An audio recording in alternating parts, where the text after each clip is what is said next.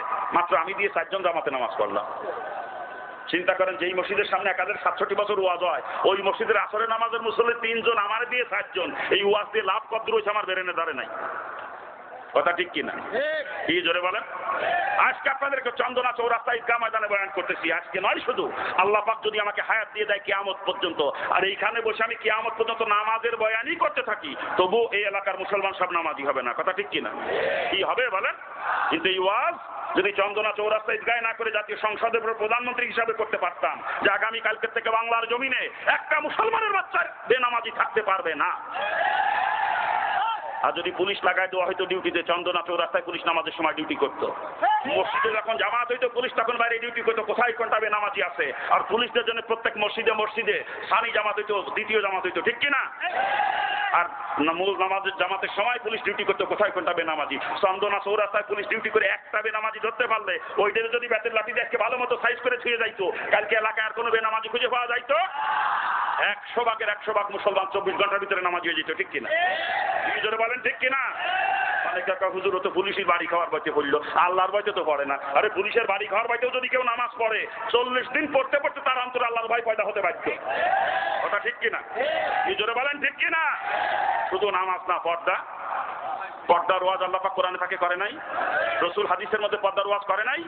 আর 1400 বছর ধরে আল্লাহ হযরত একের পর এক পর্দার বয়ান করেই চলেছে, ঠিক কিনা? পর্দা কায়েম হচ্ছে না বেপর্দারও বাড়তেছে? পর্দা কায়েম হচ্ছে না বেপর্দা বাড়তেছে? এভাবে কিয়ামত পর্যন্ত হবে না বাজান, কিয়ামত পর্যন্ত এভাবে হবে না। কিন্তু যদি আজকে আমাদের রাষ্ট্রপ্রধান বা সরকার প্রধান জাতীয় সংসদে বসে ওয়াজ করতেন যে আগামী কালকে থেকে বাংলার জমিনে একটা মুসলমানের মেয়ে আর বেপর্দা রাস্তায় বের হতে পারবে না। আর যদি পুলিশ লাগাই দেওয়া হয়তো ডিউটিতে, এক মহিলা বেপর্দা রাস্তায় বেরোলি, পুলিশ যদি দৌড়িয়ে ওই মহিলার পাশায় তুলে দিয়ে কষ্ট ব্যাতের লাঠি দিয়ে, এক মহিলার যদি আজকে কষে দিলি, কালকে আর কোনো মেয়ে ছেলে বেপর্দা রাস্তায় বের হতো? আরে মুসলমানের মেয়ে ছেলে তো দূরের কথা, হিন্দু মহিলারাও চিন্তা করতে রাস্তায় বাড়িলে কিন্তু পুলিশই কষবে না। পর্দা কায়েম হইতো না? এই নামাজ কায়েম করতে, পর্দা কায়েম করতে সময় লাগে মাত্র 24 ঘন্টা। এক কথা, ইসলাম কায়েম করতে সময় লাগে 24 ঘন্টা। মাধ্যম হতে হবে শাসন ব্যবস্থা, ঠিক কিনা? আর তার বাস্তব উদাহরণ নেন, আমাদের দেশ যখন পাকিস্তানের অঙ্গ ছিল, পূর্ব পাকিস্তান ছিল, তখন রাজধানী ছিল পশ্চিম পাকিস্তানের রাওয়ালপিন্ডি, আর প্রেসিডেন্ট ছিলেন আইয়ুব খান। আইয়ুব খান রাওয়ালপিন্ডি জাতীয় সংসদে বসে ওয়াজ করছিল, যার বাড়ির আনাচে কানাচে যত ময়লা আবর্জনা আছে, কচুরি পানা আছে, ওগুলো 24 ঘন্টার ভিতরে পরিষ্কার করা লাগবে। চন্দনা চৌরাস্তার মুসলমানরা পরিষ্কার করছিলেন নাকি? কি পরিষ্কার করছিলেন? 2-1 জন যারা গা তেরামি করে পরিষ্কার করেছিল না, ওগুলোর আর্মিতি বলে ভালো মতো সাইজ করেছিল, মুরব্বীদের মুখে শুনছি আমি। কি মনে আছে নাকি মুরব্বীরা? আরে ব্যাতের ঝাড় পর্যন্ত বলে কাটিয়ে পরিষ্কার করে ফেলা ছিল, ব্যাতের ঝাড় পর্যন্ত শুনিস। কি কথা ঠিক কিনা? ঘোষণা ছিল সংসদের ঘোষণা, ওর পিছনে লাগানো ছিল প্রশাসন, না মেনে কোনো বাজানোর উপায় থাকে না, ঠিক কিনা? কি জোরে বলেন? কত দূরে যাবেন? আরো কাছে আসেন, আরো কাছে। আমাদের বাংলাদেশের তত্ত্বাবধায়ক সরকারের প্রধান উপদেষ্টার দায়িত্ব পেল ডক্টর ফখরুদ্দিন। ফখরুদ্দিন ক্ষমতা হাতে পেয়ে সংসদে বসে প্রথমেই ওয়াজ করলো, সরকারি জায়গা দখলমুক্ত করা লাগবে, যার যা আছে সরকারি জায়গায় ব্যাংকে ছুড়ে সরাও। নিজেরটা নিজে ব্যাংকে যদি সরাও ভালো কথা, আর নিজেরটা নিজে না ভাঙ্গো, সরকারি গাড়ি দিয়ে ভাঙ্গা হবে। আর যারটা সরকারি গাড়ি দিয়ে ভাঙ্গা হবে, তার নামে কোর্টে একটা মামলা হবে। মামলাটা কেন হবে? তার উপরে কিছু জরিমানা ধার্য করা হবে। ওই জরিমানার টাকা কোর্টে সাবমিট না করা পর্যন্ত মামলা থেকে খালাস নাই, রিলিজ নাই। আর জরিমানাটা কেন হবে?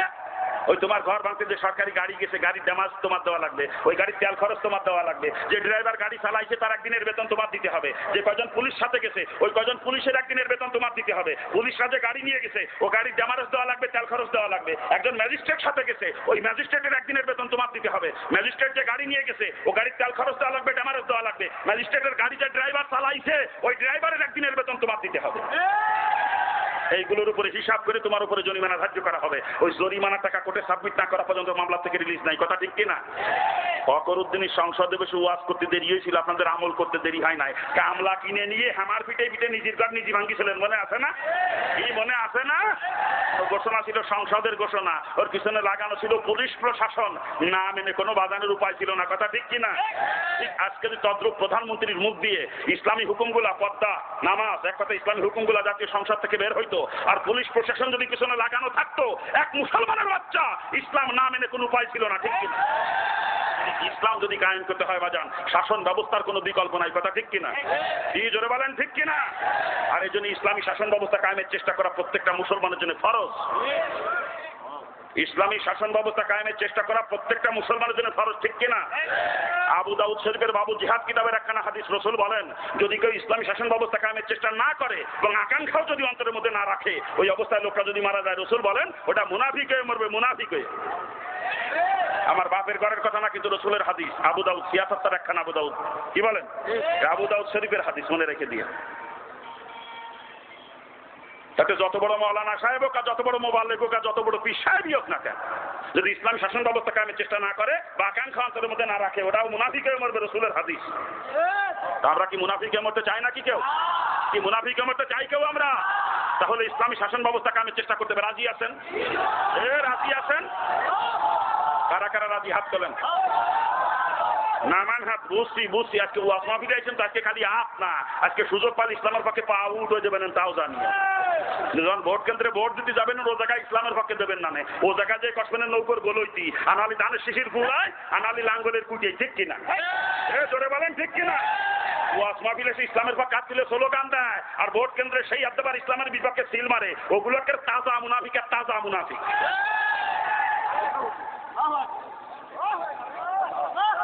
ওয়াজ মাহফিল আছে ইসলামের পক্ষে আর ভোট কেন্দ্রে ইসলামের বিপক্ষে, ওগুলো মুনাফিক না? ওটা মুনাফিকই হলো না? আমরা কি আর মুনাফিকি করবো নাকি? বাবাজান, আমার পরিচয় তো আপনারা শুনছেন কম বেশি, নাকি বলেন? আমি হিন্দুর বাচ্চা কিন্তু।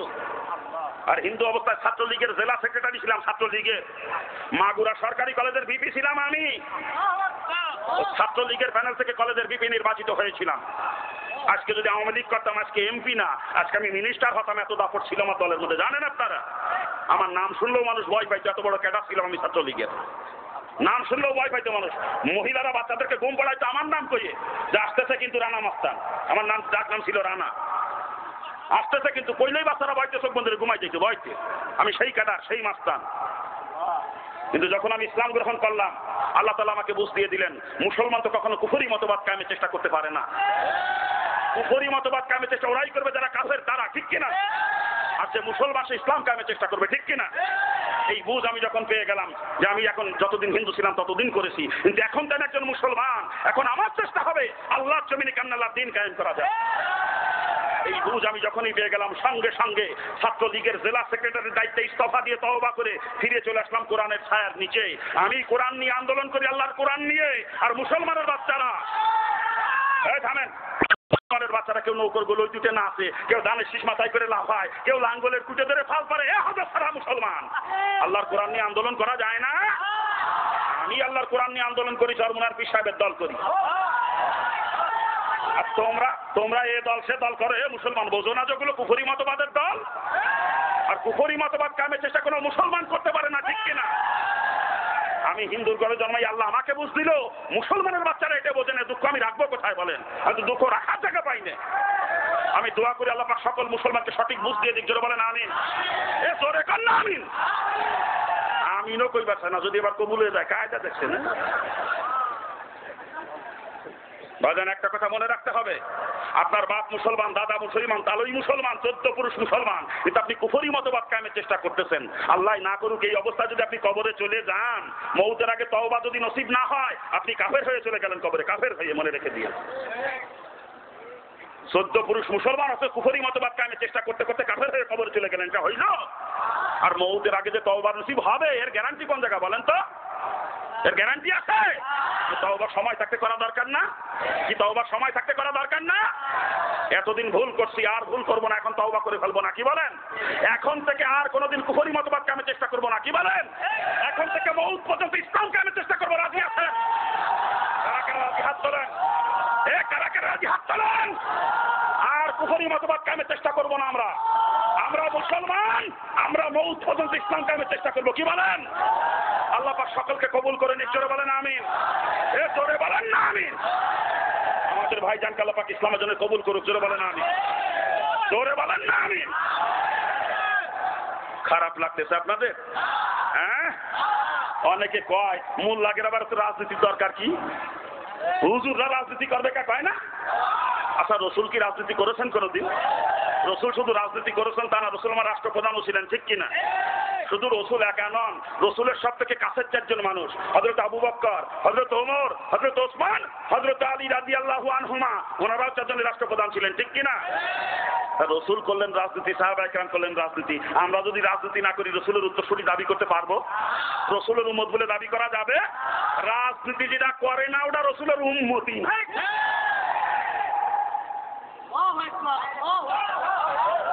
অনেকে কত সুন্দর বুক ফুলই ফুলই কয়, কত সুন্দর বুক ফুলই ফুলই কয় আমরা রাজনীতি পছন্দ করি না। কত আলেম ওলামারা পর্যন্ত কয়, কয় না? বল যেটা ফাইটে যায় দুঃখে কত পীর সাহেবরাও কয় না? রাজনীতি যদি কেউ পছন্দ না করে তার ঈমান থাকে? রসুল জীবদ্দশায় যত কাজ করেছে আমরা সব কাজ করতে পারি না, পারি নাকি? তাতে আমাদের ঈমান চলে যাবে না, কিন্তু কথা ঠিক কিনা? কিন্তু রসুলের আপনার থেকে আপনি একটা কাজকে যদি আমি অপছন্দ করি সাথে সাথে আমার ঈমান চলে যাবে, ঠিক কিনা? কি জোরে বলেন ঠিক কিনা? আমি সারা জীবন কোনো কারণবশত রাজনীতি করতে পারি না, বাধ্যবাধকতা আছে আমার উপরে, নাকি বলেন? এই কারণে করতে পারি না, ঠিক আছে, এতে গুনাহগার হলেও ঈমান চলে যাবে না। কিন্তু যখনই বলবো আমি রাজনীতি পছন্দ করি না, সাথে সাথে আমি কাফের হয়ে যাব, সাথে সাথে। যেই কাজ রসুল করেছেন, সাহাবায়ে কেরাম করেছেন, ওই কাজ যদি কেউ অপছন্দ করে তার ঈমান থাকে না, সে সাথে সাথে কাফের হয়ে যায়, ঠিক কিনা? জোরে বলেন ঠিক কিনা? তারা কয় যে আমরা রাজনীতি পছন্দ করি না, ওগুলো বিনা দলিলে কাফের। ও যত বড় পীর সাহেব হোক না ওটা কাফের, ও যত বড় মাওলানা সাহেব না কাফের, ওটা ও মোবাল্লেগ গলিও কাফের। এই মনে থাকবে তো? এর মাঝে এক জায়গায় ওয়াজ করতে গেছি, এক বক্তা আমার আগে বয়ান করতেছে, আরো 1 ঘন্টা পরে আমার সময় শুরু হবে, 1 ঘন্টা পরে বক্তা আমার আগে বয়ান করতেছে, বয়ান করতে করতে কইয়েই ফেলাইছে এক জায়গা, কইয়েই ফেলাইছে ভালো মানুষ কোনোদিন রাজনীতি করে না। যখন এই কথা কইছে আমি তো বুঝিয়ে ফেলাচ্ছি কথা কোন দিক নিচ্ছে, আর আমি তো কখনই কলকাতা যে বসে থাকি আগে আকল লিওটের ভাই কি করতে চায় মানুষ, আকল লিওটের ভাই আমি এই কোটকে জামার কোটকে লুঙ্গি ভরে ওয়াজ করে বেড়ায় তাই বলে মনে করেন না কাকমুল্লা একেবারে চিন্তা কেউ করেন না। MA পাস করে থুয়ে দিছি, MA তে ফার্স্ট ক্লাস ফার্স্ট, আবার কালা কোটের ব্যবসাও কষিয়ে থুয়ে দিছি, LLB কমপ্লিট করে থুয়ে দিছি। আছেন কোন তালে? আছেন কোন তালে? আকল লিওটের ভাই কি করতে চাচ্ছে, আকল লিওটের ভাই। আর তো বক্তা যখনই কইছে ভালো মানুষ রাজনীতি করে না, আমি তো বুঝে ফেলাছি কথা কোন দিক নিচ্ছে, আমি সাথে সাথে স্টেজে চলে গেছি। 1 ঘন্টা পর আমার আলোচনা শুরু হবে, কিন্তু ওই সময় স্টেজে চলে গেছি, যে বক্তা চেয়ারের পাশে বইছি চুপ করে বসে আস্তে আস্তে করছি মৌলানা সাহেব যে বললেন ভালো মানুষ রাজনীতি করে না, কথাটা কি ঠিক? আমি বললাম আস্তে আস্তে, উনি চিল্লে উঠে হয় ভালো মানুষ রাজনীতি করে নাকি? রাজনীতি করতে গেলে হাসা আমি সে কত কথা কোয়া লাগে, ভালো মানুষ রাজনীতি করে না। আমি কই আপনি তো কাফের হয়ে গেছেন। কি? হ্যাঁ আপনি কাফের হয়ে গেছেন। কই কেমনে? এই যে বললেন ভালো মানুষ রাজনীতি করে না, এই কথাটা আপনি কাফের হয়ে গেছেন। কই কেমনে? আমি তখন জিজ্ঞেস করতেছি আমার রসুল কি কোনোদিন রাজনীতি করছে? আলেম মানুষ তো বুঝিয়ে ফেলাইছে, আর কথা কয় না, বুঝিয়ে ফেলাইছে, আর কথা কয় না। আমি তখন বলতেছি রসুল শুধু রাজনীতি করেছেন তা তো না, রসুল তো রাষ্ট্রপ্রধানও ছিলেন। রসুলের সব থেকে কাছের 4 জন মানুষ আবু বকর, উমর, ওসমান, আলী, এরাও তো রাষ্ট্রপ্রধান ছিলেন। আর আপনি পান ভালো মানুষ রাজনীতি করে না, তাহলে আপনার থিওরি অনুযায়ী রসুল রাজনীতি করছে, রসুল খারাপ মানুষ ছিল এই জন্যই রাজনীতি করছে। আর আমার রসুলও যদি কেউ খারাপ কয় ওটা তো বিনা দলিলে কাফের, বিনা দলিলে। যখন এই কথা কইছি শ্রোতারা চিল্লেই উঠছে, হয় কথা তো ঠিক রে, ও রসুলরে খারাপ কইছে, ও রসুলরে খারাপ কইছে, আর ওয়াজি শুনবো না, নামাইয়েই দিল স্টেজেতে, নামাইয়েই দিল। কথা কোন জায়গা কি কবে দিশিয়ে পায় না, নাকি কয়? তার মানে শ্রোতাকে বোঝানোর চেষ্টা করতেছিল সর্বনাথ পিসাব রাজনীতি করে, তো সর্বনাথ পিসাব খুব একটা ভালো মানুষ না, ভালো মানুষ যদি রাজনীতি করতো নাকি বোঝানোর চেষ্টা করতেছিল কেন? কিন্তু আমি যে কলাম না যে ককলি কলকাতায় যাওয়া মানুষ, আমি তো বুঝে ফেলাছি কথা কোন দিক নিচ্ছে, একেবারে জায়গায় যে ধরে বসি, জায়গায় নাতি, জায়গায় নাতি।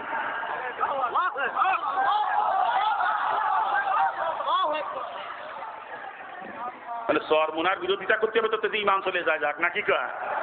ইমান চলে যায় যাক, সরমুনার বিরোধিতা করতে হবে, নাকি কয়?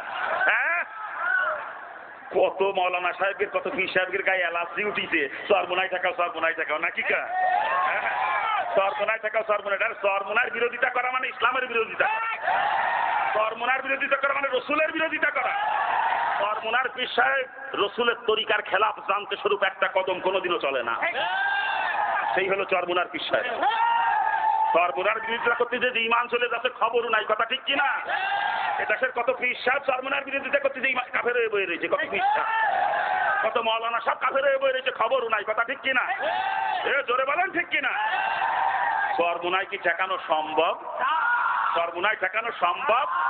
মাত্র 5 বছর আগে যেখানে একটা মাঠ ছিল, এবার সেখানে 4টা মাঠ হয়েছে, 4টা মাঠ। 4টা মাঠের একত্রে আয়তন বিশ্ব ইস্তেমার মাঠের থেকে অনেক বড় হয়েছে, অনেক বড়। এরপরেও এবার ফাল্গুনে জায়গা দিতে পারবো কিনা ভয় হইতেছে এখন থেকেই আমার। এখন থেকেই ভয় হইতেছে ফাল্গুনে জায়গা দিতে পারবো কিনা। যত সর্বনার বিরোধিতা করে সর্বনয় তত আগে বাড়ে, কথা ঠিক কিনা? এ জোরে কান ঠিক কিনা? আমার এলাকায় একটা কথা চালু আছে, কথাটা ভাষা খারাপ, শুনতে খারাপ লাগে, বলবো? আপনারা বেজার হবেন না তো? আমার এলাকায় এই কথাটা চালু আছে, আল্লাহ যদি কারো চুল ধরে উপরের দিক টানে, সারা দুনিয়ার মানুষ বাল ধরে টানে 1 ইঞ্চিও নামাতে পারে না। ঠিক আছে? হ্যাঁ, আরে সর্বনার পিছাবে চুল ধরে আল্লাহ টানে উপরের দিক, তুই বদমাইশ বাল ধরে কটুক নামাবি, কটুক নামাবি তুই। হ্যাঁ,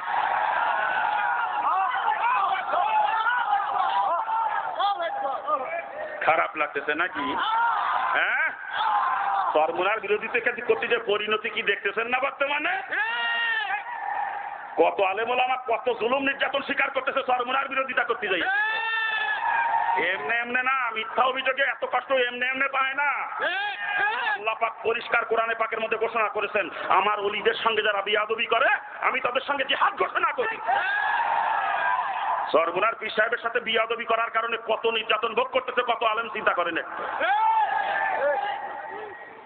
খেলা টের পাও না, আল্লাহর জিহাদ, আল্লাহর জিহাদ। খারাপ লাগতেছে আপনাদের?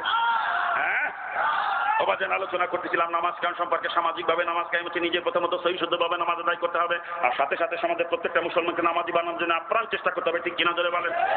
সমাজের প্রত্যেকটা মুসলমানকে নামাজি বানানোর জন্য শাসন ব্যবস্থার কোনো বিকল্প নাই, কথা ঠিক কিনা জোরে বলেন? আর এই জন্য ইসলামী শাসন ব্যবস্থা কায়েমের চেষ্টা করাই হলো নামাজ কায়েমের চেষ্টা করা। নিজের নামাজ প্রথমত সহি শুদ্ধ হতে হবে, সাথে সাথে ইসলামী শাসন ব্যবস্থা কায়েমের চেষ্টা করতে হবে। ইসলামী শাসন ব্যবস্থা কায়েমের চেষ্টা যদি কেউ না করে বাজান, নামাজ পড়তে পড়তে কপাল তার কালো হয়ে যাবে, কিন্তু নামাজ কায়েম হবে না, অর্থাৎ আল্লাহর হুকুমই তার পালন করা হবে না, ঠিক কিনা জোরে বলেন? কি জোরে বলেন ঠিক কিনা? নামাজ কায়েম হয় কয়ভাবে বলছি না? একটা সামাজিক ব্যাপার, একটা